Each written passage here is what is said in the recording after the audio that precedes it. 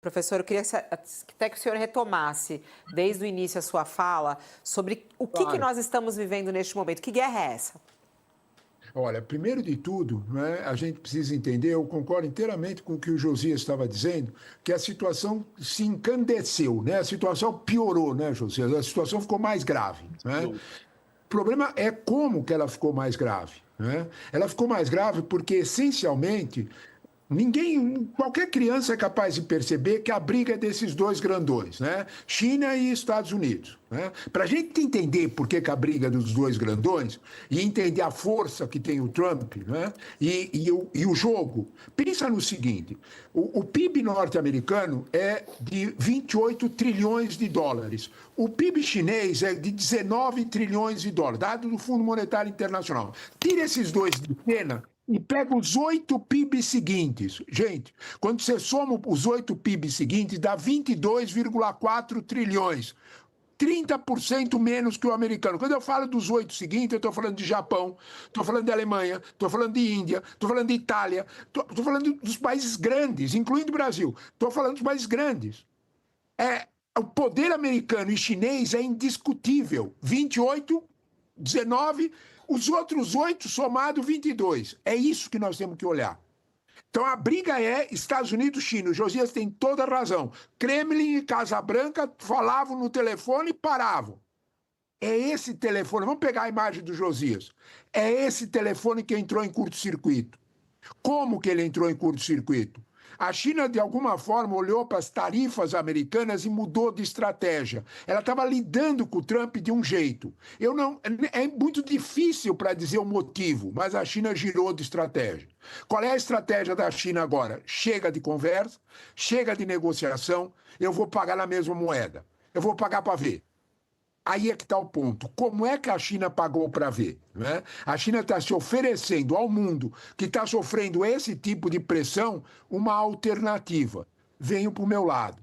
E a China está falando dessa alternativa, esse ponto é o mais sensível. Né? A China está falando sobre a alternativa do lado sensato, do lado racional, do lado equilibrado. Ela diz: eu vou reclamar na OMC, eu vou falar na Organização Mundial do Comércio, que tem a função de resolver controvérsias, para acomodar essa crise, para tentar fazer essa crise ter uma solução racional. Mas eu vou negociar, mas eu vou impor minhas regras, eu não vou negociar. As regras eram: nós vamos voltar ao que éramos. O mundo tinha regras para fazer comércio, não era a imposição de alguém. O Josias está certo que queimou o fio, porque foram os Estados Unidos, de alguma forma, que, de algum modo, abandonaram as regras internacionais. Um professor de Harvard disse isso na eleição americana, eu achei um exagero, ele tinha toda a razão. O que os Estados Unidos vão fazer é quebrar as regras do comércio internacional. O que a China está fazendo é dizer assim: olha, eu vou peitar. Ou volta às regras do comércio internacional ou nós vamos para a briga. A China está Essa a certa, ideia. professor? A China está certa em fazer isso? Olha, se a gente olhar para nosso reflexo dessa situação, é só pensar no dado que a revista Economist fez, que é fantástico. Né? A revista Economist, todo mundo acha que qualquer pessoa não acha que a revista Economist é de esquerda, anti-americana. Acho que ninguém racionalmente fala isso. Né? Então, o que a revista Economist fez? Né? Ela calculou o que eram as tarifas médias norte-americanas, que eram de 2,5%, tarifa média. E o Trump saltou isso para 24%. Isso significa a inviabilidade comercial de mais de 50 países que negociam com os Estados Unidos. Fabiola, para você entender a tua resposta se a China está certa, pensa no seguinte: mais da metade da população ativa no mundo, dos que estão empregados, mais da metade, de uma forma direta ou indireta, trabalham para os Estados Unidos, trabalham para o consumo americano. O consumo americano é de mais de 35% do total, Fabio. Quando a gente olha para isso aqui, os Estados Unidos são um grande impulsionador. Olha o tamanho dos PIBs. 28, você somar 8 PIBs seguintes, dá 22. Então, de alguma forma, a China está dizendo o seguinte: olha, nós tínhamos regras. Eu era um aliado comercial dos Estados Unidos quando as regras existiam. Não fomos nós que rompemos as regras. Não foi o resto do mundo que rompeu. Quem rompeu a regra? Quem que pegou a tarifa média de 2,5% e de uma hora para outra multiplicou para 25%, para 24%? Os dados da Economist são impossíveis de serem negados. Fabíola, o cálculo pelo qual os Estados Unidos fizeram essa mudança de tarifa é um cálculo absolutamente não racional. É um cálculo que despreza uma série de vetores econômicos. Não dá para a gente ficar falando de economês aqui, mas é um cálculo que despreza uma série de vetores econômicos. Então, o que a China está fazendo é dizendo que, olha, vamos voltar para a razão. Se não voltar para a razão, não vamos ter outro jeito. É o que disse o Josias. Nós vamos ter que ir para a briga. Josias, só um minutinho, Josias. A gente precisa chamar o intervalo. Faz a sua pergunta no nosso intervalo. A gente vai para o intervalo para quem está conosco na TV. E o Josias aí perguntando para o professor Trevisan. Vai lá, Josias. Professor, o senhor está lembrando bem, a China recorreu à OMC. A gente sabe que a OMC é hoje um organismo desdentado, né? Mas há uma sinalização política. Há uma sinalização política. Olha, nós estamos respeitando as regras, então estamos recorrendo à OMC. E com isso a China, como o senhor realçou, se oferece ao mundo como uma alternativa decente, uma alternativa sensata. Ocorre que parte do mundo enxerga oportunidades na China, mas também um certo temor, né? Eu receio de sair do colinho da Casa Branca e cair no colinho do Xi Jinping, que está interessado em vender os seus produtos, né? Onde é que nós vamos parar? Observados os parâmetros atuais, qual vai ser o day after? Que conformação terá esse cenário comercial internacional depois dessa confusão? Olha, primeiro de tudo, a gente precisa entender o seguinte, né? Tua pergunta é básica, porque quem é que está aliado da China? Imaginar, né, que sentar no colo da China é uma delícia, você tá maluco, né? É evidente que a China impõe regras, é evidente que a negociação com a China é dura, mas é evidente também que a China está dizendo o seguinte: vamos negociar com regra, vamos negociar em cima de uma realidade, né?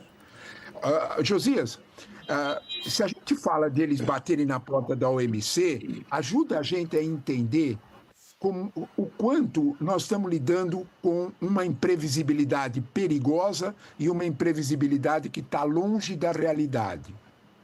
Desculpe, Trump avança às vezes em realidade paralela. Eu vou dar um exemplo concreto do que eu estou falando e talvez a gente possa entender a atitude da China por ele. Trump alardeou faz 2 ou 3 dias, primeiro que 50 países estão pedindo para negociar. E depois ele aumentou. Ele falou que eram 70 países. Ok. Todo país que pede para negociar, ele comunica à Organização Mundial de Comércio. A realidade não é essa. Existe um Global Trade Alert, isso está no Financial Times de ontem, hein, Josias? Não é nenhum jornal de esquerda, nada disso. Financial Times. Né? Então, vamos lá. O que o Financial Times mostrou? Que existe um negócio chamado Global Trade Alert e que esse órgão que integra o conjunto da Organização Mundial do Comércio, ele recebe notificações. As retaliações efetivas contra a China, contra as medidas americanas, são só de 2 países, China e Canadá.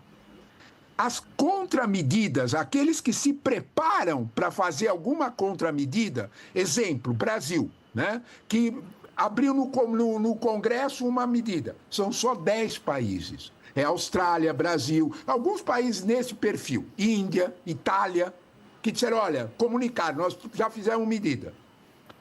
Países que realmente querem buscar concessões são só 15.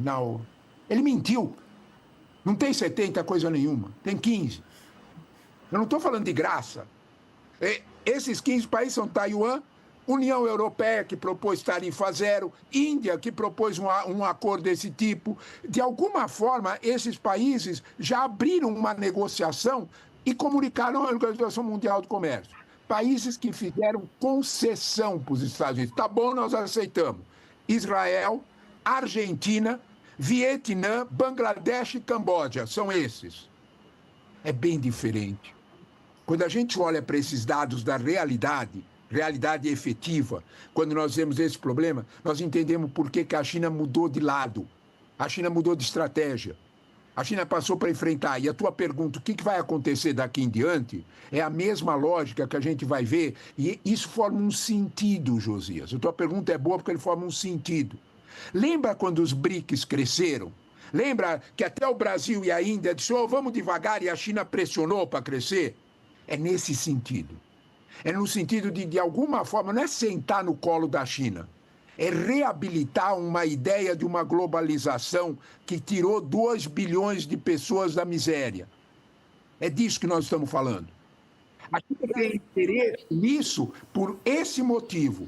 Não é? Ganhar dinheiro, mas ganhar dinheiro de alguma forma que seja racional dentro do contexto. Desculpa, eu estou falando muito. Não, assim, a gente queria ficar muito tempo, começamos muito tarde essa entrevista, a gente precisa entregar o programa. Mas é o fim da globalização, ô professor? Não é o fim da globalização. Eu te diria, como respondeu o Pascal Lamy, é o fim da globalização como nós a conhecemos. O Pascal Lamy fez uma imagem. Pascal Lamy foi diretor da OMC, foi um sujeito bem diretor do Fundo Monetário Internacional. É uma nova globalização. A gente pode dizer que a gente está entrando até para amarrar a história em 30 segundos, professor. É o início de uma nova globalização. Então, vamos lá, vamos usar o Pascal Lamy. Se a gente usar o Pascal Lamy, nós vamos ver que se acalmem, porque o mundo não vai acabar, porque comércio é como água. Ele dá sempre um jeito de voltar. É genial a imagem. Né? Comércio é como água, calma. Nós vamos dar um jeito de voltar. De algum modo, os dois estão trucando. Sabe o jogo de truco? Do dia o Leonardo Sakamoto ficou comigo com o truco. É exatamente isso. Os dois estão trucando.